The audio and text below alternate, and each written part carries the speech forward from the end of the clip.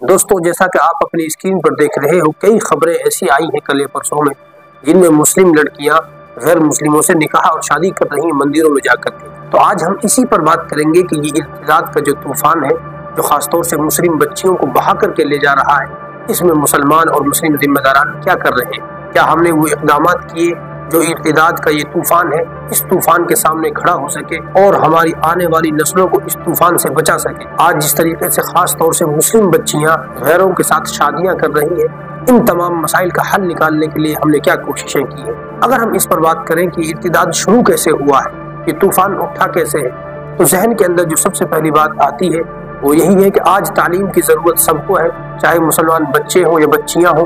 लेकिन मुसलमानों की बदकिस्मती बावजूद है कि माली एतबार से बहुत सारे लोग मजबूत हैं, अपने स्कूल और अपने कॉलेज कायम नहीं किए और न कभी हुकूमत से पुरजोर मांगने की कोशिश की कि हमारे इलाकों में बच्चियों का अलग कॉलेज अलग स्कूल दिया जाए, और न कभी इस मिल्लत के जिम्मेदारों ने कभी इसकी तरफ इक़दाम किए। आज जो ये इर्तिदाद का तूफान चल रहा है, जो खासतौर से मुस्लिम बहनों को शिकार कर रहा है, इसके जिम्मेदार हम और आप हैं। जो लोग देख रहे हैं, हम सबको खुद से ये सवाल करना होगा कि इस इर्तिदाद को और इस गलत चीज को जो मुस्लिम बहनें दूसरों के पास जा रही हैं, शादी कर रही हैं, इसको रोकने के लिए हमने क्या किरदार अदा किया है। खुद हम अपने आप से पूछें कि मैंने क्या किरदार अदा किया है। क्या हमने कभी इसके लिए कोई आवाज उठाई है?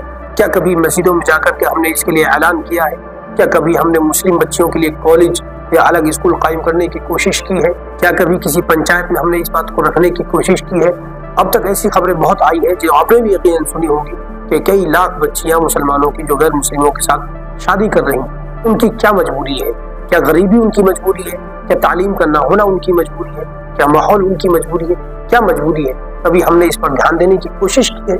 हमने कभी इस तरह की कोशिशें नहीं की। अगर हमने अब भी कोई कोशिश नहीं की, चाहे वो माहौल को सही करना हो, अपने तालीमी निज़ाम को सही करना हो, जो गरीब बच्चियां हैं, गरीब माएँ बहनें, उन पर नजर रखना हो, जहेज का मसला हो या और कोई वजह हो, अगर इन वजूहात पर हमने नजर नहीं रखी तो ये इर्तिदाद का जो तूफान है, याद रखना, हमारी नस्लों को बहा करके ले जाएगा। और इसके जिम्मेदार वो नहीं होंगे, बल्कि आज जो लोग मौजूद हैं, जो इस तूफान को उठते हुए देख रहे हैं और रोकने की कोशिश नहीं कर रहे हैं, वो इसके जिम्मेदार होंगे।